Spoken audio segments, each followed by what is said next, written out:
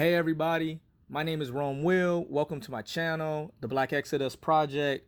If you have never experienced my channel before, please hit the subscribe button, hit the like button if this video is helpful to you.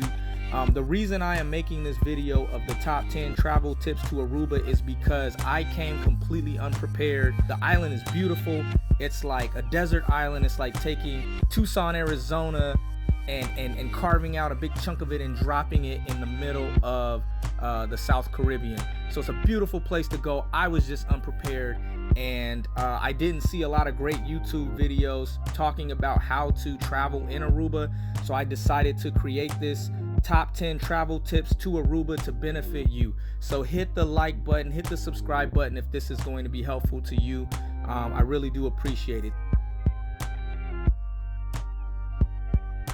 Coming in at number 10, make sure you check out the Aruba website before you travel. The Travel Aruba website is very helpful. It's going to help you get through all the COVID testing requirements and understand those. For example, if you're traveling back to the US, you don't need an expensive PCR test. You can take an antigen test. It's a lot easier and less expensive. You're going to want to do all of that stuff up front as far as your customs declarations and everything. You can do it online. Save yourself the time. If you get to the airport, they're only going to make you download the app anyway and go through the process, so you might as well do it before you arrive. There's also a $30 entry fee to enter the country. So make sure you check out the Travel Aruba website. It's going to be to your benefit to do all of that. Don't be like me, the last person to get through Aruba customs.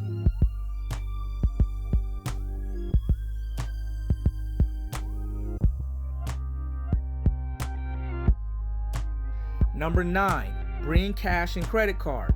The ATMs are very expensive. They're $10 US to withdraw money. And the money's probably gonna come out in florins unless you're in the casino and you can withdraw US dollars. The casino, you have to use US dollars. So with that being said, if you're gonna come here to gamble, or you know you're gonna be buying things and you wanna use cash to buy those things, make sure you come with plenty of cash.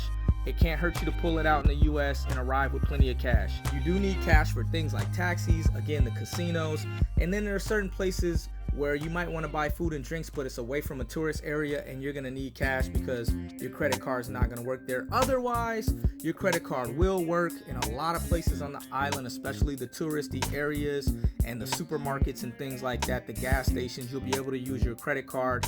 I recommend the Capital One Venture card because it's a great travel card and you don't have to call ahead to beg and plead with your credit card company and tell them where you're going to be and all that. You can use it and there are no international fees. So I'm not getting paid to say any of that. I just use that card and it works for me when I travel.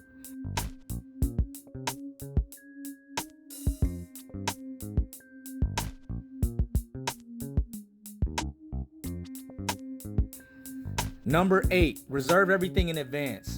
I showed up, I didn't have any reservations, and I missed out on being able to take the UTVs out. I was lucky. I went to a place called Off-Road Evolution. Shout out to Off-Road Evolution. Ian there was able to get me a Jeep, and I was able to use that to go off-roading. But I got really lucky because I called a lot of different places and it was sold out everywhere. I couldn't get a UTV and I couldn't get a Jeep, but Ian at Off-Road Evolution did help. Shout out to those guys. They helped me enjoy my trip that much more.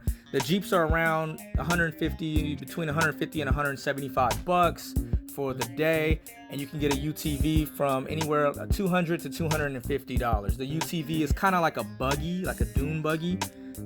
There's no AC or anything. You're out in the elements, but it does look like a lot of fun. I can't wait to do it the next time I come down. I'm definitely gonna get one of those. There's also a golf course. Anytime you're dealing with golf courses, you want to schedule your tee time ahead and in advance. And also they have tour buses. They have little islands that you can go out to, and then they also have boat rides, like party boats, 3-hour party boats. All of these things can be reserved in advance, and you should reserve them in advance if you can. There are a lot of tourists. There are a lot of other people competing to enjoy themselves, so make sure you reserve things in advance.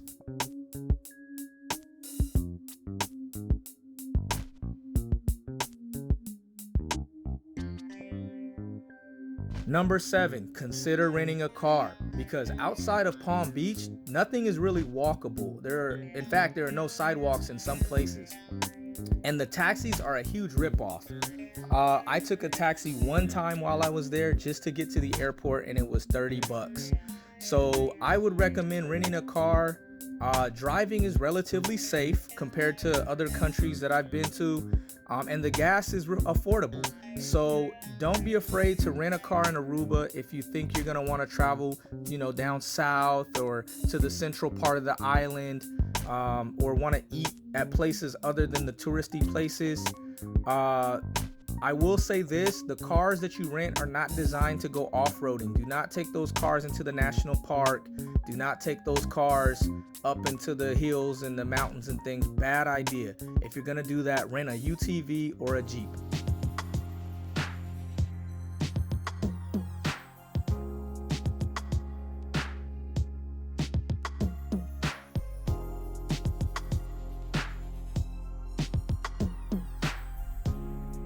Number 6, the water's safe to drink. The water's desalinized on the island. It doesn't have a bad taste or anything, so you don't have to waste a lot of money on bottled waters and create a lot of plastic waste. You could actually just get a reusable water bottle and fill that thing up wherever you're at so that you can stay hydrated on the island. It's very warm there, so you're gonna definitely want to have water with you at all times. And the water is safe to drink and bathe in. You're good. It's a developed country.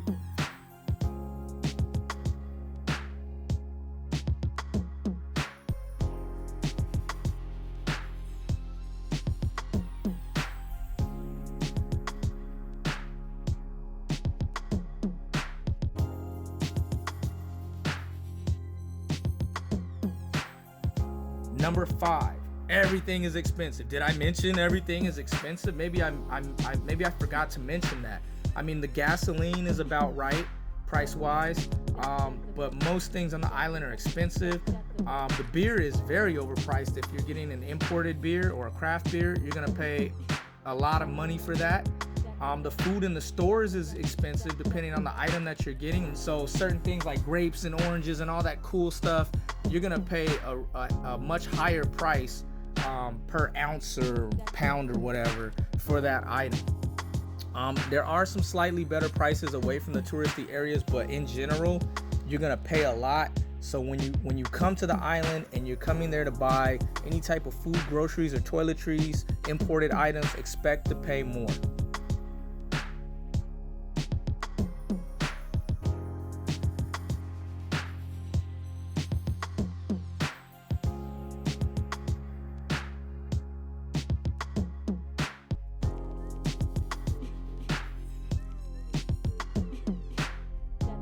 Number 4, the climate and the terrain is rugged. So the island is like a desert, right? There are cactuses and lizards running around, and it's very warm.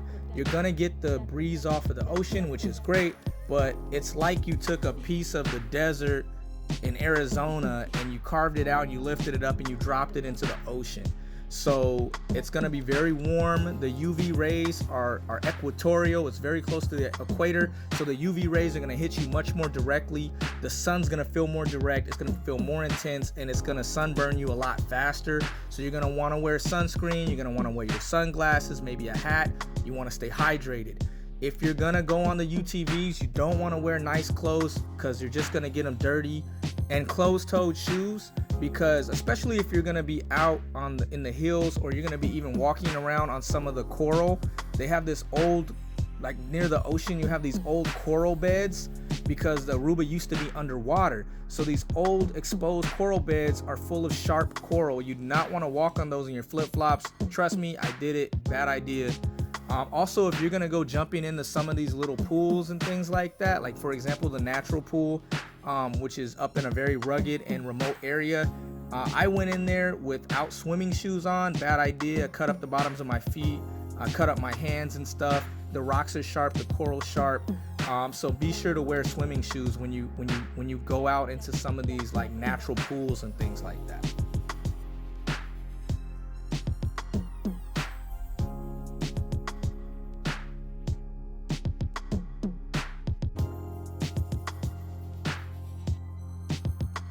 Number 3, there's a trick to dialing local phone numbers. So what I did is, at first I thought I had to dial the whole phone number. I found that if you just dial 58 and then the rest of the number, you have a better chance of the call going through. All right. And if you're going to be there for a long time, you may want to consider switching over to a local SIM card. If you have an Apple phone, that's probably not going to work because I don't think you can take out the SIM card. But if you have an Android, you may want to consider switching over to a local SIM card. It could be cheaper. I was on Verizon's plan. It's a $10 a day plan. But I imagine if I had stayed an extra week or so, I would have wanted to arrive at the island and just get a local SIM card. And there's a little trick to popping out your SIM card. You can always use a paper clip. If you need to take the tray out, you can use a paper clip, pop it in the little hole and pull, and it should open the tray so you can swap your SIM card out. With my old SIM card, so I don't lose it, I like to put it in like a bottle, like a medicine bottle, because it has a closed top and I know I'll be able to find my American SIM card when I swap out SIM cards.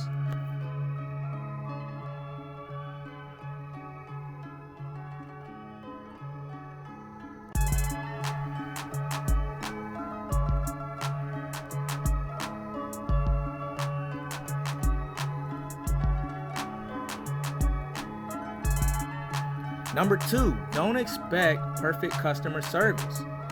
Aruba is a diverse place. You have people from different parts of the world living there, different cultures. They speak different languages.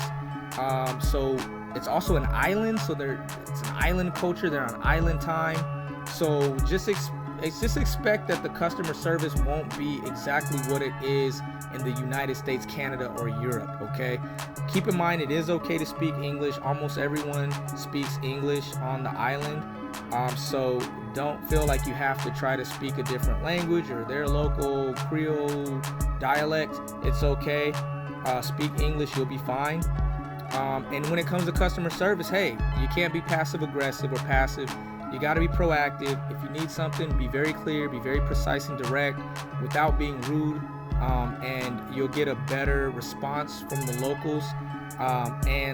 Just, you know, if there are certain things that you're just going to have to be independent about. Like, you're not going to get a perfect experience while you're on the road anyway. So rather than let that destroy your vacation, just kind of go with the flow.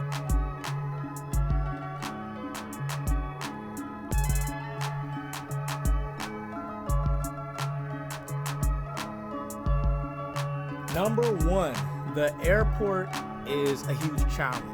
Okay, the airport is very small. It's not super staffed, and everyone's leaving at the exact same time. You got people leaving on Sundays and Mondays, so the airport's super packed on Sunday and Monday. I left on a Monday, bad idea. And going back to point number 2, tip number 2, the Aruban customer service may not be what you expect normally, coming from some of the places like the United States, Canada, and Europe. So they may not be able to empathize with you as a traveler because maybe they've been on the island most of their life and they don't do a lot of international traveling. So make sure you arrive super early, especially if you're leaving on a Sunday or a Monday. 3 hours may not be enough. You want to arrive super early because there are so many people trying to get out at the exact same time. Also, U.S. Customs is actually in Aruba, so I didn't know that. So I'm walking around looking at souvenirs and things, and I walk out of the store and there's a huge line trying to get through customs. I didn't realize that. So please be aware that even if you check your bag, when you're going through customs, you're gonna have to get your bag again and walk through customs with it. It's very strange, I know, but that's just the way it is. I wish I would have known that, but I'm telling you now, that's the reward you're getting. The prize you're getting from watching this video is you're learning things that I didn't know, and I didn't know U.S. Customs was in Aruba. On your way back to Miami, on your way back to Charlotte, on your way back to Houston, or wherever your plane is taking you, you're gonna actually go through customs in Aruba. Please, no seashells or agricultural products. Don't try to sneak anything through. It's only gonna make your life miserable. All right. So those are my top 10 tips for the island of Aruba. I hope that was helpful to you. I know that next time I travel, which I will again come back to Aruba. It's such an awesome place. I will definitely be following all of my guidelines, my 10 tips. But if you benefited from this video in any way, please hit the like button. Please subscribe to the channel. I have more videos to come from my various places that I go. I appreciate all of you. Thank you for liking, subscribing, and sharing. This is Rome Will signing out. Have a great trip.